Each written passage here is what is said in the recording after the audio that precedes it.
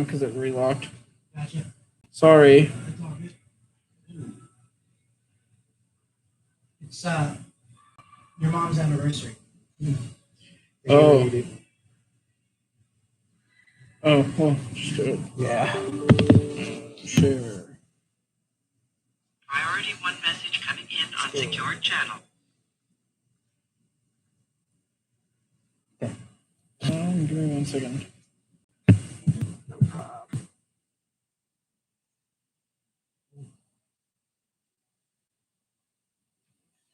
Once it gets rolling.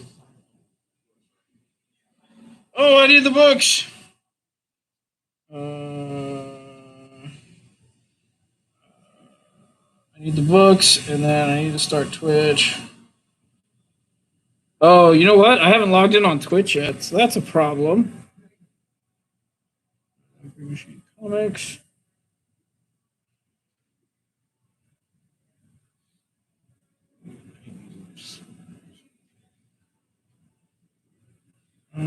What? I can't.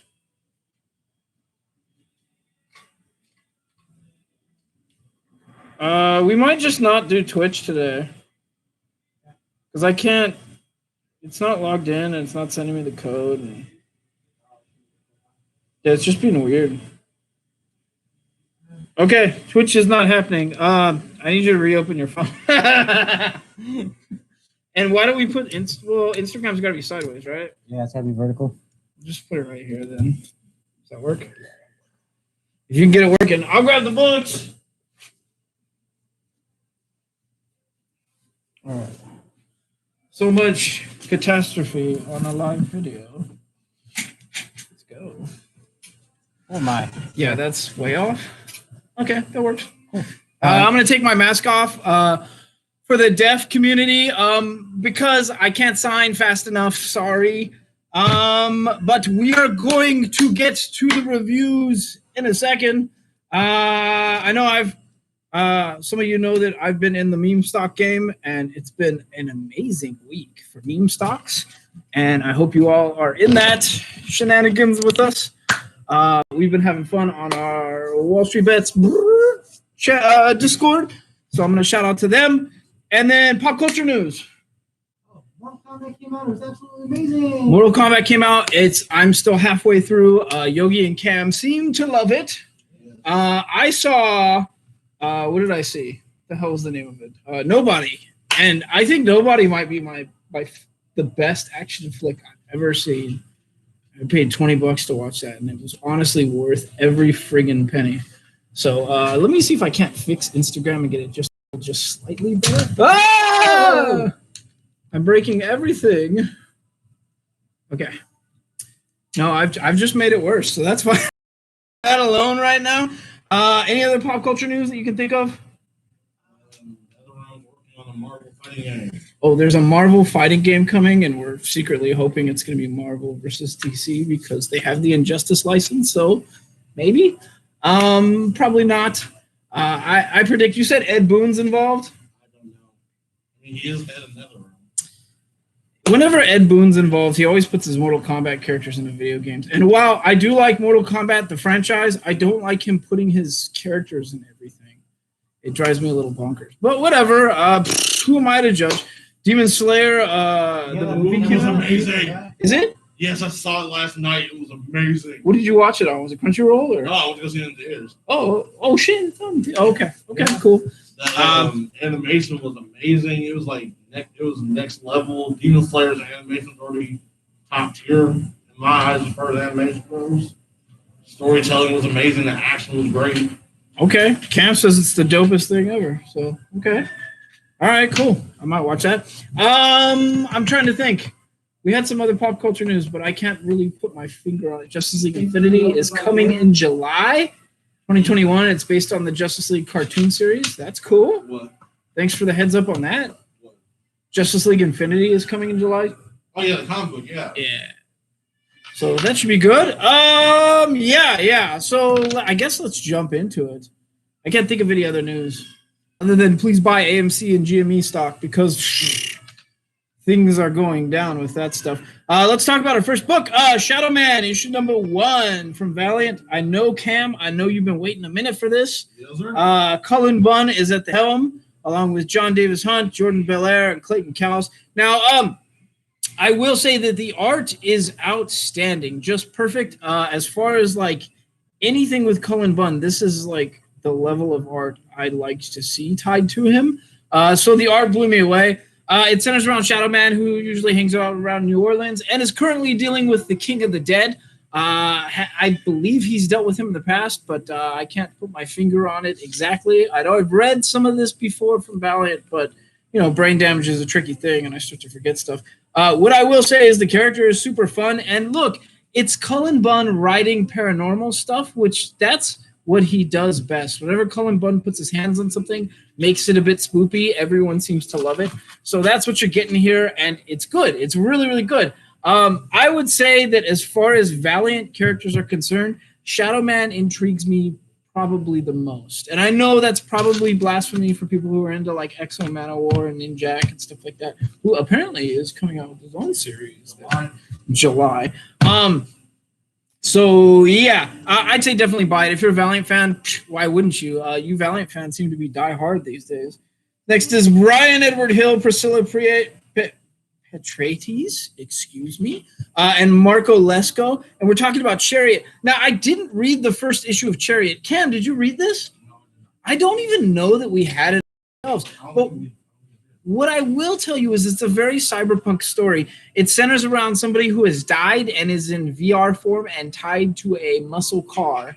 And, you know, somebody winds up saving the car, and as such, they say, oh, you've got a genie in a bottle right here. So, yeah, I was super intrigued by the story. It's fun. It's a lot of action, and I want to know where it's going. The art was really, really good. I mean, like some top-tier stuff. And the story, well, it felt like a cyberpunk story without being so cyberpunk. I mean, it was just enough to be interesting. It felt like something William Gibson might have penned, and I liked it. I had a good time with it. Next is another Valiant character that is weird for sure. Max Bemis, Nathan Stockman, Triona Farrell, Hassan Otis Main, Elu. And we're talking about Savage. Now, Savage, I tried to explain to people, it's like Conan meets, I don't know, Teen Magazine or something. Like, that's what it feels like. It's basically a Savage Land style character that is a teen heartthrob too, and dealing with technology in that world while also slaying giant monsters. So it's a weird premise from Valiant. It somehow works. I had a really good time with the first issue, and so I would say don't skip it. The second issue is it's all right. It's such a strange premise for a comic, but it's here. We've got it. Carl, you're watching us on Facebook. That's dope, dude, because I couldn't get Twitch working today. So I think you were one of the few people that were watching us on Twitch. Next is, wow, Neil Gaiman says, I was seduced by Cynthia Von Buhler's artwork. She is a wonder. And this is Minky Woodcock, the girl who electrified Tesla. It's a strange story. I got to tell you, it's a strange story. It centers around, well, there's JP Morgan references, Tesla. This is really like turn of the 19th century, like maybe 19th. Yeah. So it's a bit weird. The art is what's really intriguing, and I don't know how to describe it. I'm going to show you the back panel, and it's just this strange style of artwork that feels a bit old but a bit new school, and is really fun. Now the storyline it's a weird storyline. It goes pretty much everywhere, and it does tap certain parts of history, like Edison showing that you could electrocute animals. Oh, yeah. Yeah. So really dark stuff from history that you may or may not have known. And it does do it justice. It's a fun story that centers around like some actual parts of history. So come pick it up, check it out. I believe the next issue they're going to tap Houdini. And there is lots of mystery around Houdini still, dude. Yeah. Like 20 years after his death, there were people that like appeared in Paris, France, and they all had like different letters of his name shaved into their heads and stuff like that. The thing I love about that story, though, is like he told his wife a particular word, said, don't believe anyone who comes out to all these spiritualists, that's me, until I this one word. Never said it. Never said it? Yeah. Oh, okay. She was doing what was it? Seances on the rooftops. Oh, somebody said Captain America 4 is in there. Yes, with Sam Wilson. Oh yeah. Yes. Oh, yeah. And I finally did see the season finale for Falcon and Winter Soldier. I loved it, except I hate US Agent, and yeah, he's hanging out with Madam Hydra, but I don't want that character to have a redemption arc. Granted, like, he's just in the comics, they never touched on the fact that in the comics he's pretty racist. And so they're giving him sort of a redemption arc at the end of that. And I was like, do we really need a US Agent redemption arc? Not really. The character's kind of annoying and problematic. And I say let him be annoying and problematic. But that's just my 2 cents on the subject. Honestly, if they never use John Walker again, I'd be happy because I really don't like that character. Anyways, next comic, Jodie Hauser, Roberta Ingranata, Erica Aaron, Angiolini, and Comic Craft. And this is a Doctor Who comic, but the cover is Missy. I don't know who Missy is. You're going to have to tell me who Missy is.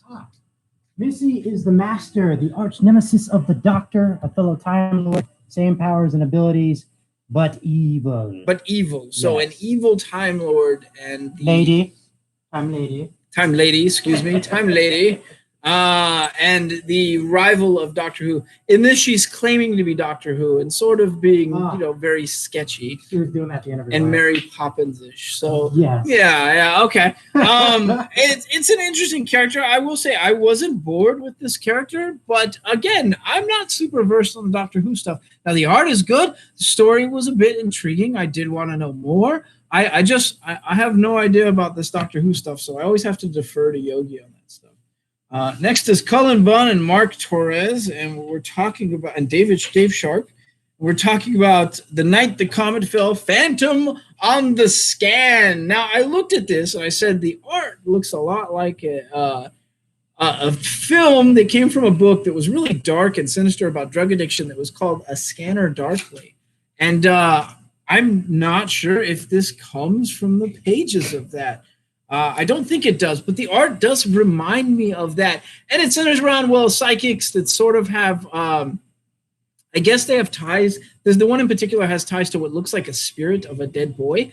And they use their powers, but their powers also sort of hurt them. And a lot of people like them are suffering from these powers. And they say that it just feels like they're rotting from the inside out while they use their powers. And the main character needs to find the other ones and try to save them. And that's pretty much the premise of it. Now, is it good? Yeah, it's great. The storyline seemed okay. I will say the story was all right. It's Cullen Bunn.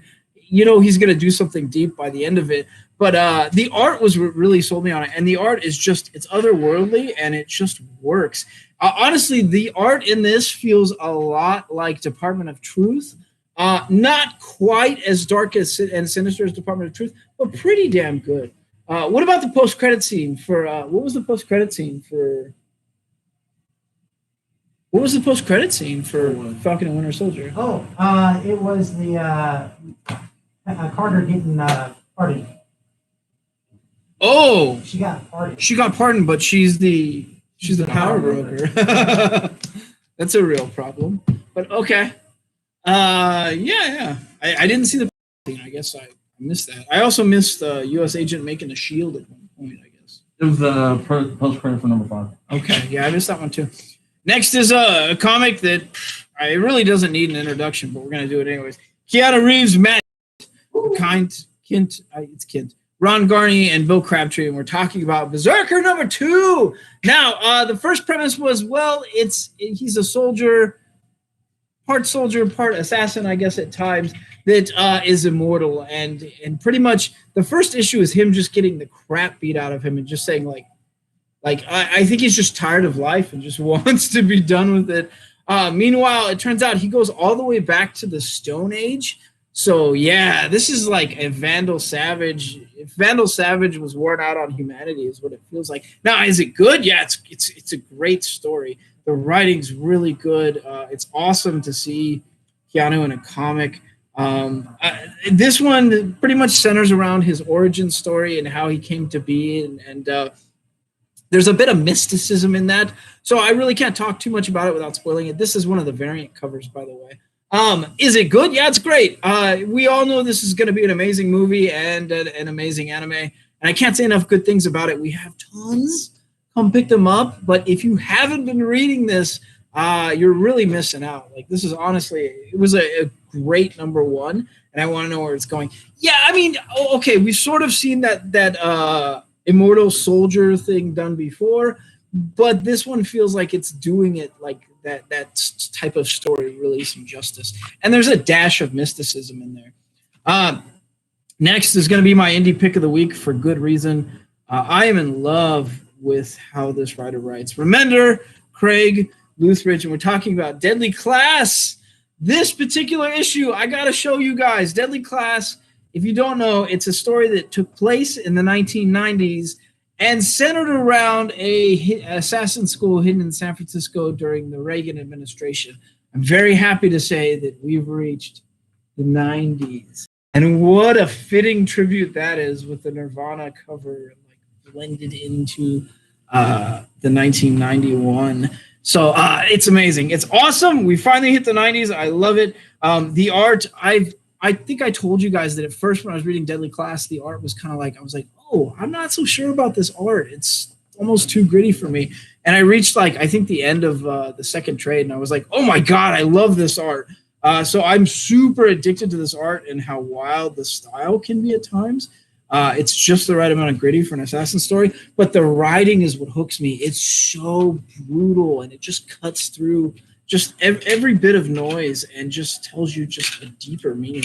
And I mean, like, there are times where you turn the pages in this, and it's just like a 2-page spread, and it just says, like, I'm going to die one day, which obviously is something that Marcus would think about constantly, because all of his friends and loved ones and schoolmates, like, a lot of them have just died very violently in front of him the whole time.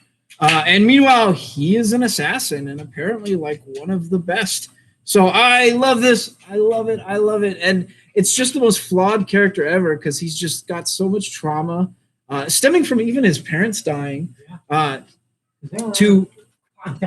it was horrible. What a way to see your parents go. And so he does a bunch of drugs and kills people and just sort of makes the cycle worse, never improves. But at the same time, he's just the most tortured soul that when he writes in his journal, his words are just this art that just springs eternal. And I love it. I love everything Rick Remender is doing. What is going on here? Okay, hang on. Deadly Class is now streaming on Peacock. Oh. On the back. They're continuing it? It doesn't say they're continuing it, but it says it's now streaming on Peacock. Does that mean it got picked up and we might see a season 2? Oh my God, I hope so. Or Paramount. I know Paramount's got all the Peacock stuff. Just get us to the point where they run the rats. Like the season 2, run the rats. That's all I want to see. After that, I don't give a crap. I mean, I liked the rest of the story after that, but that was the best part. Let them run the rats. Anyways, okay. Hopefully they keep going, because if you haven't seen Deadly Class, the TV show, it was friggin' amazing. And I mean amazing. Every single one of the characters looked like they crawled out of the comic, except the main professor. What's his name? Mr. Lin? Professor Lin? He didn't look like his counterpart in the comics, but the guy they tapped was what's his name? Yeah, his name is Wang, and he played Wang in the Marvel Universe. Yeah, Wong. Sorry, Wong. His name is Wong, and he played Wong in the Marvel Universe. He doesn't look like Professor Lin. Professor Lin in the comics looked more like the Big Trouble in Little China boss. So he didn't quite look like a character, but I love that actor. Like, that actor is amazing. So yes, you absolutely have to see Deadly Class. Don't skip it. And definitely come pick up this. This is my indie pick of the week. Next is Stephanie Phillip, Tony Shasteen, Nuclear Family. Now, we found out that the Nuclear Family, they went to sleep one night in a bunker because they thought they were getting bombed. They came out of the bunker, and the whole world had changed. It was like destroyed and apocalyptic, and mankind had moved underground. And I mean, it's weird. It feels like an episode of The Twilight Zone. I honestly think it's exactly an episode of The Twilight Zone. Is it not? It's very, very reminiscent of one. Let me grab a drink real quick. It reminds me of that Brendan Fraser movie. Locked up for 30 years. Mm. I have no idea about it. It's similar, but I think in that movie where he comes out of the bunker, the world's not destroyed. Yeah. It's just Mm-hmm. So it's weird. The nuclear family's got to fight for survival in an underground city, and I don't know. Hi, Al. I don't know. It's okay. The art is really good. The story just, I don't know. It feels like I've seen it before, and I can't quite put my finger on it. But I'm not really bonding with these characters too much just yet. I don't care about them. And that's just my 2 cents. If you're reading it, maybe you find something else better in it, but it's just not my jam. Next is Star Wars: The Empire Strikes Back, the 40th anniversary, and we've got basically in this we've got all the Chris Sprouse Empire, which are really, really phenomenal covers. If you can't tell, that Yoda cover is my favorite. Of course, they use that for the main cover, but it's just a bunch of Sprouse covers. It's honestly outstanding. If you need a book for your coffee table that people will discuss and probably be blown away with from the artwork, this is it, and we will have it on our shelves. So it's more for an art buff. There's no story in that beyond like what you've seen in the movies. It's just moments in the movies. Next is Black Widow. This is Thompson de la Tour Belair, issue number 6. Now, Black Widow, we need to discuss this. Cam, you and I both said that it was really heartbreaking, her first 5 issues. It basically was, she was sort of brainwashed. Well, not sort of, she was brainwashed. She had a family, and they still exist, but she's separated from them. And it was just super heartbreaking. But the art, my God, was the art good. There were these amazing 2-page spreads at times that just like left me breathless. And this is no difference. It's the same art. It's ridiculously good. I am very much stunned. I like her new look with that hood and the sort of the weird laser sort of etchings down the side that light up at times. And it's just not very tactical. But I mean, if you're Black Widow, you don't really need to be tactical. Like, you've already won most situations you're walking into. So I don't know, why not do the Moon Knight thing where you stand out and your enemies see you coming? Is it good? Yes, it's great. I had a good time. It's more, Black Widow, good espionage, twists and turns, trying to get to the bottom of things. It'll be here on our shelves. Come get it. Next is Bloom, Oswald, Hepburn, and Lopez. It's MODOK Head Games. Now, I will say that it was a good wrap-up. I'm not complaining. It was kind of a fun story. I want to know if this is the story that they're doing in the animated series. I'm not entirely sure if that's what the story that they're doing in the animated series. But I will say the first 3 issues made me laugh pretty hard. This is being the wrap-up of the arc. It was okay. I wasn't, like, super blown away. I didn't chuckle at this particular issue more than a couple times. I mean, MODOK at this point is doing stuff that I kind of expected. It wasn't boring. And if the show's anything like that, I think I will have a good time with it. I just think if you haven't invested yourself in the MODOK book yet, go back a couple issues and then pick this one up. But we'll have it on our shelves if you really just want to jump in on the 4th issue.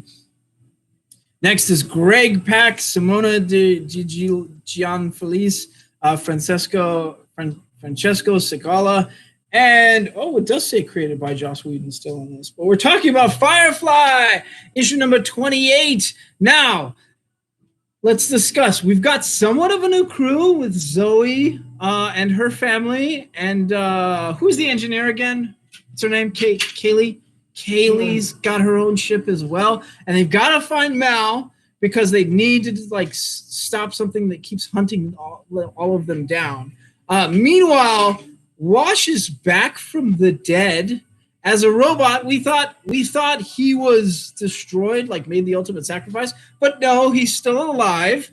And he says flat out, he's like, I was given Wash this memory, and I was pretty much programmed to ambush Zoe, but I fell in love with her. I couldn't do it.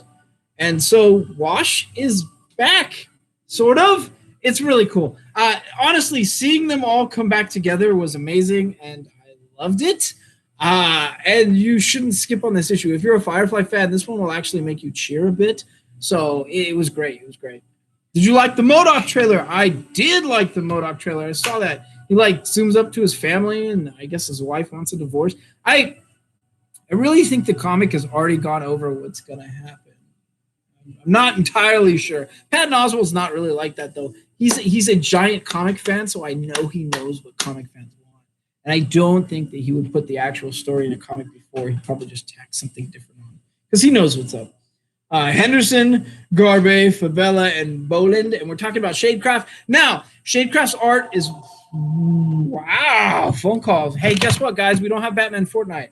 We're close. Please don't call me for it. So Shadecraft. It's honestly, this doesn't feel all that different. This is really The Darkness, which was a comic series from the 90s. Redone. It's the character has shadow powers, doesn't realize it. But the one thing that they are doing different is her brother, who is in a coma, is being manifested as one of these shadows.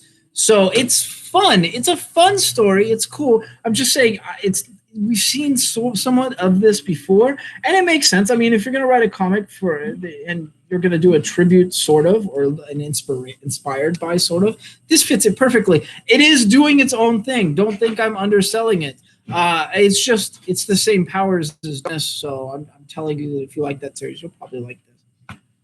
Next is a book I absolutely love and almost got my indie pick of the week. Almost. Just almost. This is Tinian the Fourth, Simmons and Bidikar, and this is the amazing, the magnificent Department of Truth. Now, I love Department of Truth. I've loved everything about this series, have not been bored from the beginning. It centers around, well, if too many people believe in a conspiracy, the conspiracy manifests and becomes real. And this is the department that's tasked with stemming that tide and how they do that. And it goes over just a bunch of other conspiracies. The weird thing about Department of Truth was we hit issue number 5, I think it was. And then all the Capitol the Capitol storming happened. And it was all because of the QAnon conspiracy stuff. And it felt like Department of Truth was real.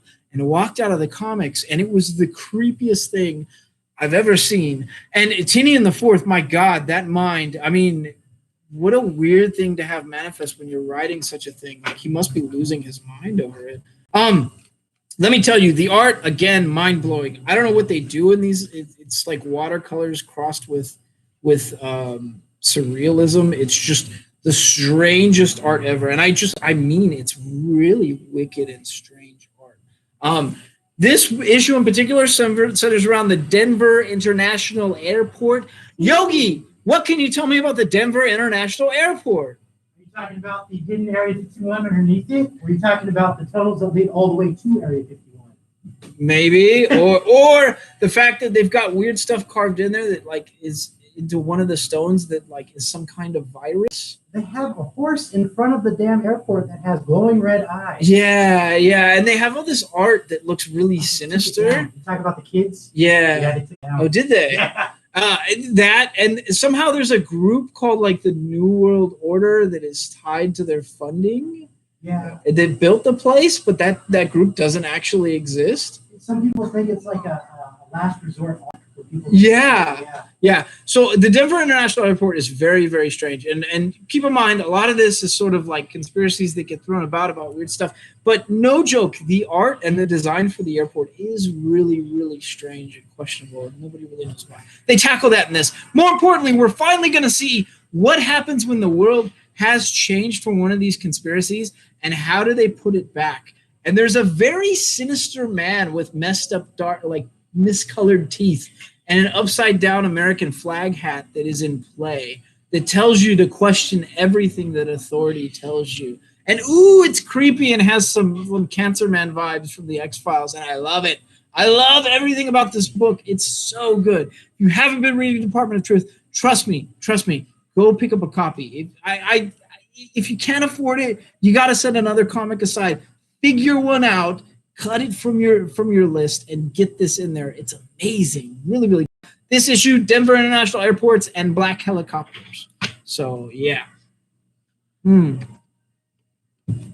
Next is Dugan and Noto. And if you know that team, you know I'm talking about Cable. Now, Cable's got a plan. It's not a good plan, but it's a very, very Summers plan. So Strife has been resurrected, and we need to get to the bottom of why Strife was resurrected. So what do you think Cable wants to do? Two things that are both poor decisions. One could be travel through time. We always know that it happens, but it's not a good idea. The other one being, what do you think is probably the worst decision he could make? Resurrect the old man Cable. That's the plan. He needs his dad's permission, and dad's like, no. Hey, man, we're going to go to this gala, and I need you to get fitted for a suit. Can you stop trying to resurrect your dead other self? Thanks. It's awesome. I've loved everything about this Cable run, but look, Jerry Dugan, the guy's a master at what he does, and that's write action well. And his Punisher run is probably one of the greatest runs of all time. This Cable run is outstanding. We thought it was getting canceled, didn't we? At one point, it's not canceled. It's amazing. Don't skip it. Another Jerry Dugan book that I just love. Dugan, Berserker, and Tartaglia, and we're talking about Savage Avengers. Now, if you can't tell, that's SpiderMan, and in his eyes is Rhino and Conan, and I'm going to give you the synopsis of this book, but I'm not going to tell you what happens. Now, what I'm going to tell you is Conan goes to the bar with no name, which is a criminal bar in the Marvel Universe that will move often if they don't have funding or, they get sort of busted. So Cable you got to stop going through time and doing worse shit. You always make it worse. That's true, Carl. Okay, so here's the thing. The bar with no name serves Conan a beer, and that beer comes from Oktoberfest, and he says, what is wrong with this ale? And she's like, oh, yeah, it's from Oktoberfest. It's a pumpkin ale. Wait, we got to take what we can because we're not funded well. He's like, don't ever serve me that gourd ale again. And so he hatches a plan, and the plan is to go into a vault and steal some riches so the bar with no name can survive. And his partner in crime is the Rhino. And I'm going to tell you flat out, this Savage Avengers run, the way things play out, I mean, you can tell from the cover that they tangle with Spider-Man, but the way things play out is just so fun. Like, already we had Conan pretty much take the Hellfire Club Castle, and that was pretty wild. Also, Conan beat Iceman, I think, in the last issue. We need to talk about this, okay?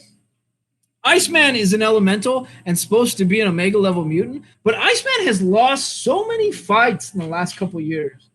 Like, my God, has he lost fights? Cam, we were talking about this, right? We were. He's lost a lot. He's got to hand in his Omega card at this point. Like, Iceman's not – he's not doing, like, good service by the Omegas. Yeah, I know he's an elemental and everything, but yeah, he needs to step up his game because he's getting beat, like, too often. Anyways, so – yeah, Conan beat Iceman an issue ago, and we were all kind of like, wow. I mean, I love Conan, but he just took down an Omega, so that's pretty weird. Anyways, don't skip it. Savage Avengers is amazing. I love everything about it. But if ever there is an issue where I tell you that Savage Avengers was only okay, you should probably pinch yourself because you're dreaming, because every time one of those books come out, I'm flabbergasted by how fun it is. Orlando Fayela and Guru Effect about the amazing Spider-Man Curse of the Man-Thing. Now, really, this is the origins of Man-Thing, which, okay. I've never really cared that much for Man-Thing because, to me, he feels like Discount Swamp Thing, and Swampy's always been my jam. But I did have a really good time with the first issue. I had an all right time with the second issue, so I would say don't skip it. It's fun. It's a little shocking how things played out in this issue, and the art's pretty good. So again, if you think you want to jump in on some Man-Thing, or you think that you're a Swamp Thing fan and maybe you want to jump universes and see how the other side lives, it's a pretty good issue to do it. Next is issue number 31 of Slott, Silva, and Alberto's Fantastic Four. Now, this cover alone is worth the price of admission. Look at that cover, Cam. What a good cover that is. It's just amazing. Now, the storyline is, well, I'm going to tell you, it's a lot of dimension hopping. More dimension hopping, and then also the family hashing out some stuff while dealing with the new members of the family. And I'm really loving this sort of slice of life, first family stuff. Like Slot has really nailed the first family well, having a good time with this run. It's no different. It's no different. He's doing different things with the first family, but it's still got that feel that I want from Fantastic Four. Next is another one of my favorite indies that have been just, this comic has been hammering it out. Kara Andrews, Brian Reber, Erratic. Now, we have set the stage for Erratic. He's sort of learned his powers. He's also learned his limitations and how long he'll be down after he loses powers down and how much time he has. And it's become really fun. More importantly, the art is mind-blowingly good. I mean, my God, this artist should be giving lessons on how to be a better artist because, oh, God, the art is like candy for my eyes. Now, this particular story centers around Erratic fighting his principal, who has created his own hive mind. And I always kind of like hive minds in fiction, so I had a really, really good time with it. But yeah, I'm gonna tell you, this Erratic run or this new hero has just been outstanding. It's a great time, and you shouldn't be skipping any of these issues at all. Come pick them up; they're amazing. Honestly, new hero that is ridiculously fun. Come pick it up. And I can't recommend that all that often because usually there are new heroes where I'm like, it's a bit tropey at first. Yeah. Some of them win me over. What was the one that won me over? Radiant Black. Yes. Seemed tropey at first and then sort of won me over. But usually if there's a new hero, I'm like, I've kind of seen this before. Don't really care for it. I know how to pick Mm-hmm. Well, that art and branding looked really good. Louise Simonson, Walter Simonson, and Laura Martin.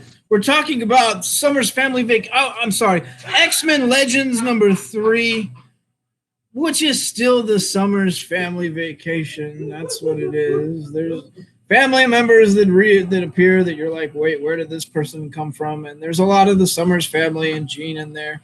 And, well, I will say, in this issue in particular, Iceman actually doesn't get beat for once in the last couple of years. My man Bobby Drake just gets beat down too often lately. It kind of sucks. He was always my go-to favorite mutant, even though I wasn't really a huge mutant fan. I don't know. Anyways, I don't like this book. I don't know what it is. The art is very 90s, which should win me over. But the Summers family drama stuff just is never really my jam. But I do like Cable, so okay. Sometimes you can win me over. This one's not it. We'll have it on our shelves if you want it. I can't recommend it. Especially not when we've got all these House of X, Powers of X books on our shelves that are just outstanding series. Everything tied to the current like X-Men mythos is amazing. It's okay. Next is a book that I honestly thought was like split off League of Legends or something. Jordan Clarito and Nero. And if it is, somebody let me know. But it's Summoner's War Legacy. And I know League of Legends is called, like they have the Summoner's War thing. But I don't think it's the same characters. However, it seems very much inspired by League of Legends. Because it feels like a whole Defense of the Ancients battle.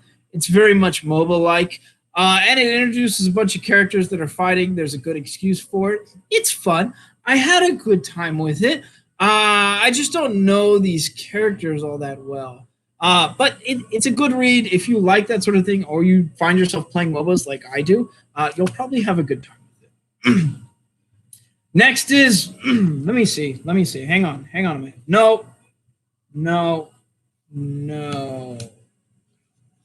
Almost my Marvel pick of the week. Right about there. It's sort of neck and neck. This is pretty close to it. Ahmed, Carnero, and Curiel. It is Miles Morales, Spider-Man. However, it's Clone Saga. Don't freak out. Hopefully this Clone Saga does not end in a courtroom. But as somebody who was started out a huge fan of the Clone Saga, and by the end of the original Spider-Man Clone Saga was disgusted, even though I love the Scarlet Spider. This is not the same. Miles has found some other people that have been looking like him, and he thinks it stems from that time where he was kidnapped and sort of tortured and had DNA samples taken. And it might be, but it seems like there are other versions of him running around, and we're going to get to some of the bottom of this, and it's going to be, a lot of action, a lot of fighting. I will say that it's nice to see other Spider-Men come together. That's all I'm going to say. Come on, you know who's going to show up in it. But it's good. I had a good time with it, and they introduced the new characters, although I will say the name's kind of a weird choice for the new characters. Do you agree, Cam? The team, I said. It's sort of a weird choice. It's a weird choice, but we'll wait and see how it works out. I had a good time with it. The art is great. The story's pretty good. There's some of the clones on the back. You get kind of a preview of that. So we'll have that here. I can't talk more about it without spoiling it. That's the problem. And I don't want to spoil it if it's the beginning of a saga. So we'll have it here. Next is Barajas, Valenza, Handoko, and Downey. I hope I got all your names right. Helm of Grey Castle, not Grey Skull, but Grey Castle. This is a fantasy story. Now, I will say I like the art. The art was pretty good. The story was weird. It felt fantasy crossed with sort of Aztec mythology, kind of. Sort of. I'm not entirely sure what they were going for, but basically a team of fantasy characters get tasked with the quest to rescue a dragon prince, and that dragon prince is hanging out in the Aztec kingdom, and I think they're annoyed with that particular person. That's the gist of it. It's a weird excuse for a fantasy story, but I've seen weirder stuff work. I wasn't bored with it. The art's pretty good. If you need a little fantasy in your life, this is it. But is there better fantasy out this week? There absolutely is. I'm sorry. It's the truth. We'll get to that. Kurt Busiek, Yildiray Sinar, and Richard Isanov, and we're talking about the Marvels. Now, I got to tell you, there's so many Marvel characters that are moving through this issue. It felt to me like it was Marvel Knights. Marvel Knights, where they had like the really, really nice art with just a bunch of Marvel characters coming together. That's what this issue felt like. Do you know anything about this series, Yogi? Because you kind of looked at me for a second there. No. It reminded when you're talking about the Marvel Knights. Yeah. It reminded me of like the Marvel Knights series, and for good reason. I mean, there's a couple characters that were in that series that are in this, and they're all sort of moving separate, but obviously they're going to come together. It was a really, really kind of interesting story, fun story. It's just there's a lot of moving parts, and I want to know where it's going. But if you like Cap or you like Punisher, you like Spidey, you'll probably have a pretty good time with this. And that cover has got to be Alex Ross. Is that an Alex Ross cover? Yeah. It certainly looks like it, right? So, yeah, okay. That'll be here. Next is my Marvel pick of the week, for sure. Daniel Warren Johnson, Mike Spicer, and this is, oh, God, Vader Ray Bill.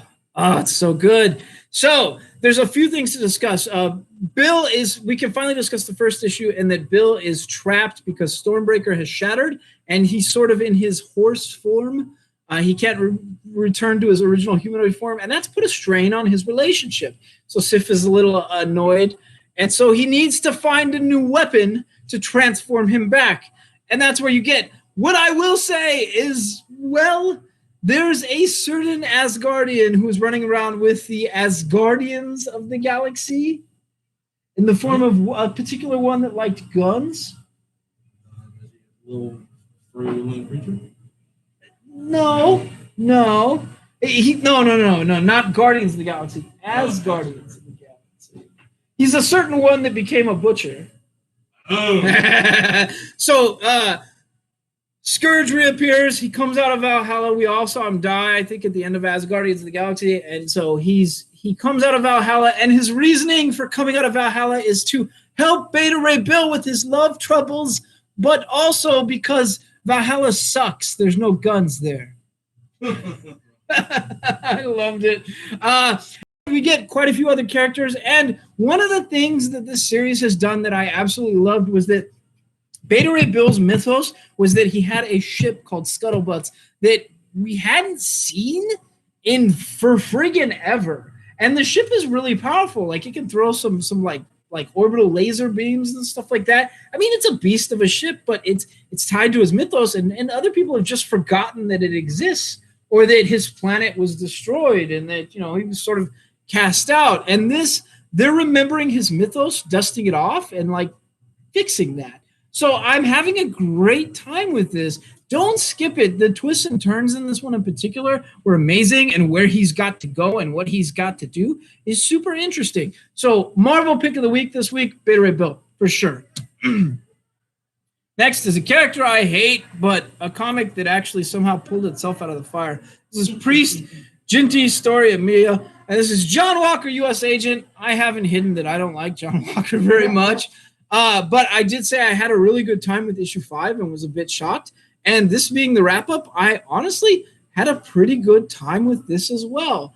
So I didn't hate it. Which has all types of confliction internally for me. I didn't hate it. I had an okay time with it. Do I like John Walker yet? No. But if you like the character or you need some continuation of Falcon the Winter Soldier, we'll have this on our shelves. Next is a book I honestly loved. This is an American Mythology Productions. I can't see the artists and writers. They didn't bother to put them. Oh, there's separate artists and writers. There's a lot. Okay. This is a very strange black and white comic called Bedtime Stories for Impressionable Children. Now, it feels very Outer Worlds-ish, and I think that's what they're going. The first story stems around a gal who keeps falling in love with monsters and just is having the worst luck. She's dating like the Invisible Man and like a creature from the Black Lagoon and like just all types of weird monsters. That's her hang up. The second story was pretty good. I mean, it's very Outer Limits-ish stories that just have kind of a twist done in black and white. It just feels like a comic from yesteryear. It's fun. I'm having a good time with it. If you like a little sci-fi and your horror, this is totally your jam. Come pick it up. Next is a book. I didn't review the first one, and I probably should have. This is Hazan, Volk, Romano, and Gil, and this is Nottingham. Now, if you can't tell, that's the sheriff of Nottingham, and I think they're centering around him. Meanwhile, it's the darkest dark story about the Robin of Locksley, Robin Hood, and the Merry Men, and the sheriff of Nottingham, and what was done, and what was the counters that were made, and the plots, and politics. They basically taken a legend and made it really sinister and brutal, and it's fun. It's ridiculously fun. The art is good. I now understand what the big deal was about the first issue. Like, it's a twisted, dark, sinister tale, like legendary tale. It's fun. I had a good time with it. I would really like if they decided after doing this story that they would do something like Knights of the Round Table and put a really dark spin on it. I would like to see that. What? That whole story has like a dark, like, yeah. mythos to it. Yeah, I think all of these ones do though. But like, Disney will dust it off and like make it into something whimsical, and then forever it's something whimsical, right? Yep. So. Little Mermaid about a happy ending. That whole like Lancelot and King Arthur. Yeah, it's dark. It's sinister. Dark, is it? But Disney did Sword in the Stone, and ever since then, it's always been sort of soft-handed, and I never understood why. But we will have this Robin Hood book on our shelves. It's amazing. La la la la la la la la la la. I can't. God help me, I can't remember that song all that well. Ayala and Reese, and we're talking about New Mutants. Now, New Mutants, is it a good story? It's okay. It's gotten really weird. Like, it seems to be like 2 stable issues and 1 really weird issue, and then 2 awesome issues and 1 really weird issue, and that's the formula. We had Boom Boom appear in one of the issues a few issues back, and it was one of the most amazing intros I've ever seen. I think it was actually 10 issues back. But whenever they do the space stuff, they get really surreal with the art and the story. The artist, this is a wild artist to be tied to this brand, which sort of makes sense for the New Mutants mythos. It feels right because they're kind of the younger D-list team, but they've got a lot of wildness and chaoticness. And so this kind of artist makes sense. But I got to tell you, like, this is a really, really surreal book in general. Like, the art is just all off the charts. So if you don't like surrealism in your comics, maybe pick it up and see if it's your jam. Thumb through it before you commit to a purchase. I have a good time with it, but I like a lot of wildness in my art. That's sort of one of my things. Next is Walker, Brown, and Green, Dodson, Otis, Main, and Alu. And we're talking about the amazing Bitterroot. Now, a couple issues back, we saw a character named Johnny Ray ultimately die for the cause. And the character himself, when he first appeared, he was a racist white dude. And they sort of like changed his outlook and changed his views, which is really what like the greater narrative of Bitterroot seems to be, is that just evil can set up its way in your soul and turn you into a monster. But you know, everyone is capable of change if there's enough people trying to impact them. So I like that narrative, but there's a lot more to it. That's just really simplifying it. The art is so amazing, and I've told Yogi this, and I'm going to show you guys this. But there is a comic style where they will do a big backdrop, and then like on top of that backdrop they'll put like the panels, but like the backdrop is still part of the scene, is still housing it. And Bitterroot is just the master of it. I don't know if you guys can see, but they do like this apartment house, and then they do the scenes inside the apartment house. And the way it looks is just outstanding. It just, every single page, just like, it's just this mind-blowing art. What's up, Alex? How you doing, buddy? The art for Bitterroot is outstanding. Now, one of the things that me and Yogi were talking about, because one of my favorite artists from DC is Jamal Campbell. And yeah, Bitterroot is on Image, is not DC, but I would really like to see just one issue where Jamal Campbell is like a guest artist and see what he does with Bitterroot. Now, that's not to say this art is top tier. I mean, like absolutely some of the best art in the industry for sure. And believe me, I'm not underselling it. I want to see what Jamal Campbell would do with it, because I don't know. He just seems like he's a good fit for this. So a guest artist on one of the issues, I'd love to see what Jamal Campbell would do with it. Anyways, that's just me spitballing weird ideas. Bitterroot, absolutely, you should be buying it. It's an amazing comic. The story is amazing. The art is just to die for. Next is Marine Goo, Takashi Miyazawa, and Ian Herring. This is Silk.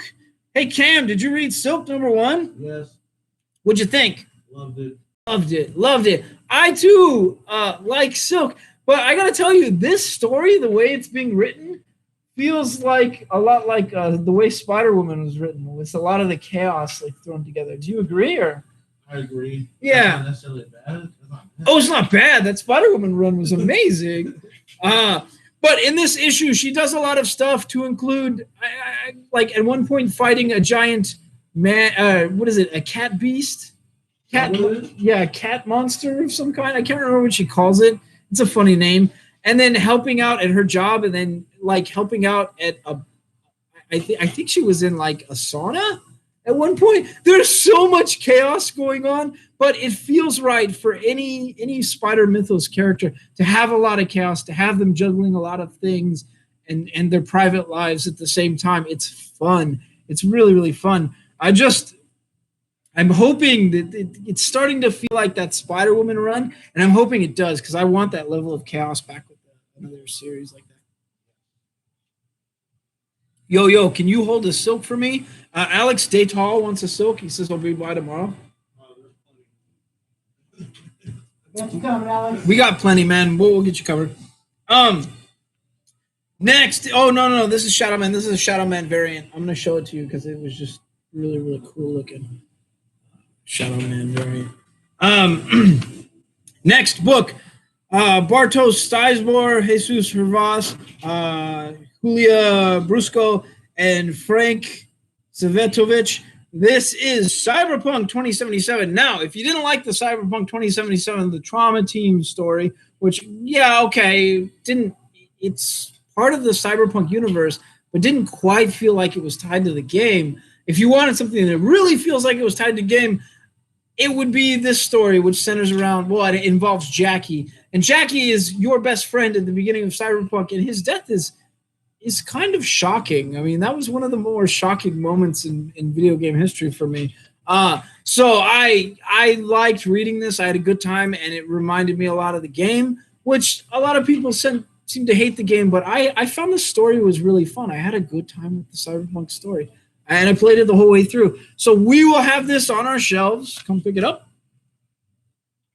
Next is Johnny Cates, Jeff Shaw, and D. Kunef, and John J. Hill. We're talking crossover. Now, if you were waiting to see if they'd cross over more franchises, I remember we saw some comics and I was like, I recognize these characters, but I'm not sure from what. We did get to the bottom. They were another brand. But if you want to see a whole boatload of current Image comic characters crossover into the real world and crossover, this is the issue to do it. We finally got a whole bunch. I mean, a lot of the Image brand crossing over. And Donny Cates is definitely not done. And the next issue looks like it's going to be really mind-blowing. So don't skip it. Plus the art. God, that art is really wicked and cool. They've done like an almost like new sort of old style with like newsprint references on the comic characters and just weirdness all around. What's up, gentlemen? How you doing? We're just trying to get through the reviews. Next is Usagi Ojimbo, Wanderer Roads, and this is Stan Sakai. Now, this, I'm going to tell you, this was one of Stan Sakai's, one of my favorite issues of Stan Sakai, the original Usagi, colorized. All the covers are done by Peach Momoko, but this issue centers around a legendary sword, which all of my favorite Usagi stories, to include a really brilliant Usagi arc called Grasscutter, they all center around different mythical like artifacts from Japan, usually swords. This one centers around the Masamune, and it's just a really, really cool story about, you know, a samurai versus a ninja and how they outplay each other. And it was really fun and set the stage for a lot of other stuff. And I honestly feel like when Sakai wrote this, he was sort of setting the stage for Grasscutter, which was coming later. Which, if you don't know anything about Japan's artifacts and swords in particular and how mythical they are, Grasscutter is a sword that supposedly whenever anyone lays eyes on it, it makes them feel sick and nauseous, and nobody quite knows why, but it's apparently just a really beautiful sword. And every time like leadership of Japan transitions, the Grasscutter is there, veiled in like cloth or hidden in cloth. So they tackled some of that in Usagi, and it was just a really, really cool storyline. Next is Matthew Mercer, Jody Hauser, Olivia Sampson, Diana Souza, and Ariana Marr. We're talking about Critical Role, Vox Machina, Origins, or as this issue is going to be called, Drunk D&D Fight Club, because that's what they get. The characters basically find themselves in a fight club fighting for money while also getting drunk and cheering on other teams, and they pick a rivalry with another team, and it goes from there. This is Critical Role. It's best telling a fantasy story that sort of seems like it's referencing something modern and just being really fun and brutal while they do it. I had a great time. Honestly, fantasy pick of the week, I'd say. If you need a fantasy comic and you're sort of torn between the other stuff on the shelf, always go with Critical Role first. Next is Dragon Age Dark Fortress. This is De Philippus, Weir, Furukawa, and Atiya. And, well, I did say Critical Role is an amazing read. If you need some more fantasy that's a little sinister and also tied to a video game franchise, Dragon Age is absolutely it. I read this and wasn't bored. The art is pretty good. I mean, it feels like standard fantasy flavor. Wasn't bored with it. It does at times feel a bit anime or manga. They did do something a bit more wicked, but the art honestly feels very similar to Critical Role. The storyline is really, really fun. Compare artists. Not the same artist. The storyline is pretty fun for fantasy flavor. It's Dragon Age. If you played the Dragon Age games, you probably know what you're getting here. There's dragons and people who can transform into dragons. You know, you get it. Next is Bennett, Aneki, and Hi-Fi. We're talking about Ruby Justice League. Now, I gotta tell you, this is the weirdest. It says Ruby Justice League, and we sort of feel like it's going to be like a Justice League crossover, like maybe Justice League's going to meet Ruby. But no, this is the Ruby universe with characters that reference the Justice League. Yeah. Not fun. It's weird. It's different. That's the thing that we're going to say. It's different. There's a million crossover comics out there, and they all seem to do the same sort of thing. Find an excuse for crossover, maybe something world-shattering, then solve the problem and the characters leave. That's usually the general flavor. This is something different. Now, if you're a Ruby fan, I think you'll love it. If you're a Justice League fan, you might think it's okay. that was kind of my take on it. I thought it was okay. I'm not really a huge Ruby fan, so we will have it though. If you want it, it'll be here. Next is Batman Superman issue 17. Yang, Reese, Miki, and Rich. We talked about this last time, but it was the way they did this was they had 2 panels and 2-page spreads. The panels were in film panels, film grains, and it was telling a Batman story in one and a Superman story in the other. And then at one point, the film like melted and people fell through into the other film. And then Batman and Robin met Superman and Lois Lane, and they had to get to the bottom of what was going on. And there's a greater reason for it. This is continuing that, and it's got an old-timey comic feel, and it's really fun and actually kind of cool with how they did it. And I think the art alone is worth the price of admission. The story, it's okay. It's weird. It's sort of an excuse to have these things happen, and I want to know where it's going. So it's great. It'll be here. Next is Batman Black and White. I read this and I had a good time with it, but the reason I had a good time with it is all the stories are pretty good. I think the first one was intriguing and I liked the art. The second and third one, they were okay.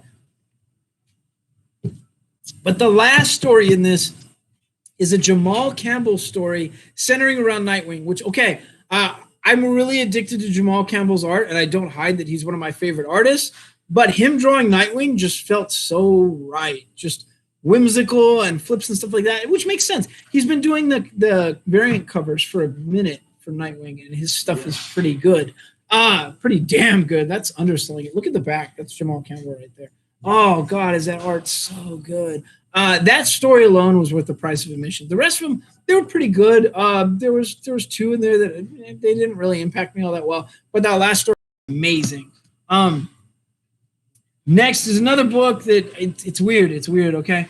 Tamaki, Mora, and Bel Air. Y'all know I love Batman, and so Detective Comics just makes sense for me to review. But the Batman story in this was only okay. The second story, however, centering around Huntress, was beautiful and touching and heartbreaking.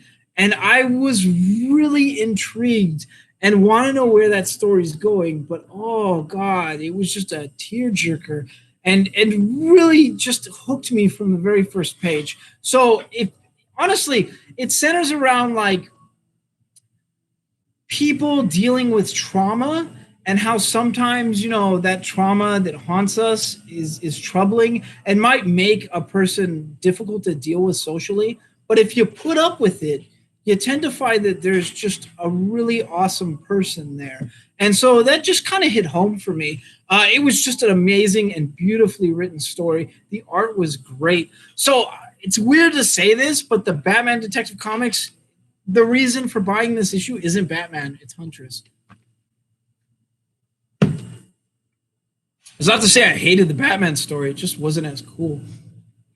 Next is Phillips, Rosmo, and Placencia, and we're talking about Harley Quinn. Now, I have loved this art, like really, really love this art. The covers are exactly like the art in the story, and it's fun. But it centers around Harley dusting off pretty much her degree and deciding that she needs to help the criminals of Gotham, the ones that were tied to the Joker War that are trying to reform. And she's got a sidekick who's like a big heavy-set dude who's got like a Joker tattoo on his chin and is trying to do the right thing and is kind of haunted by the stuff he did during the Joker War. And so she's doing that. Meanwhile, Arkham Asylum is currently being controlled by Hugo Strange. Again. And he's trying to capture Harley, and that's leading to some problems. Why would you ever hire Hugo Strange again? I'm not sure what's going on there. Maybe it's not Arkham Asylum. I thought it was Arkham Asylum. Maybe it's not Arkham Asylum. Maybe it's just Hugo Strange doing his thing. But either way, he's harassing Harley, and that's not going to work out well for him. We all know that. Next is Sheridan, Sandoval, and Tarragona and Sanchez. Honestly, this comic is really, really cool because Harley as a character is stupid complex. I mean, ridiculously complex. And it's weird. She didn't originate in the comics. She originated in the animated series and then transitioned to the comics. But she's one of the most complex characters in DC history. So they're doing wild things with her, and I love it. Next is Teen Titans Academy, and everybody seems to love this. We've almost entirely sold out of this already before we even put it on our shelves. So if you're not subbed, get subbed. There is the mystery of who is Red X. Now, we've known that Dick Grayson has worn that before. He's not wearing it now. Meanwhile, pretty much the old Titans alumni, I guess you could say, are teaching the new Titans. And there's a bunch of new characters with new powers, to include somebody who fell out of the sky with powers comparable to Superman. So, yeah, everybody is like, you're thinking Connor? Maybe Connor? Maybe somebody that might be a clone of Superman, like Connor? No, he wears blue. Oh. Yeah. So we don't know, but it's pretty kind of a cool mystery. So Titans Academy, if you're a Titans fan, you will love it. Next is my DC pick of the week, without a doubt. And I don't know, man. Maybe it's just the art is good. I like the story.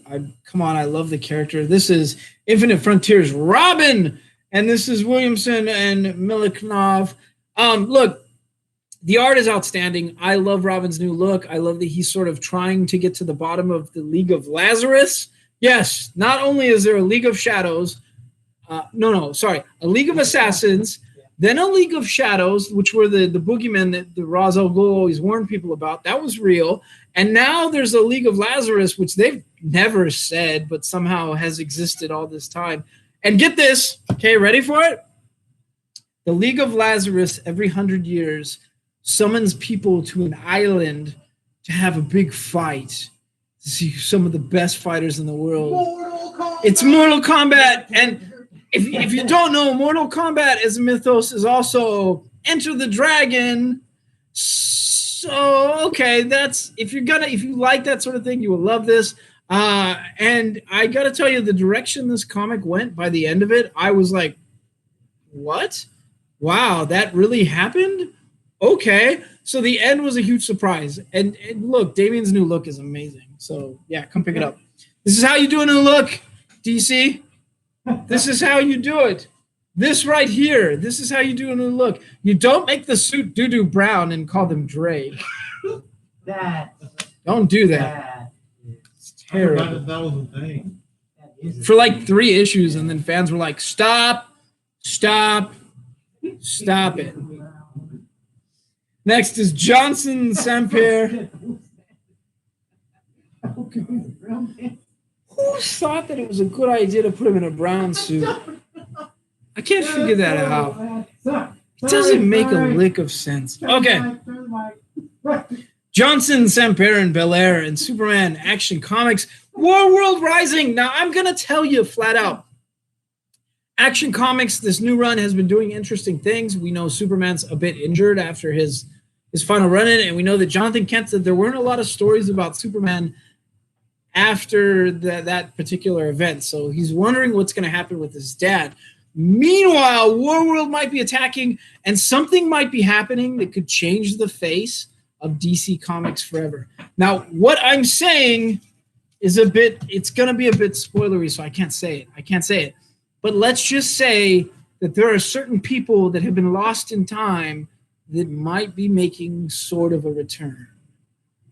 I can't say more than that. If I say anything else, I'm really going to spoil it for you. So, what? We'll ask him. Yeah. Like they've been lost for a while. Let's just say it that way.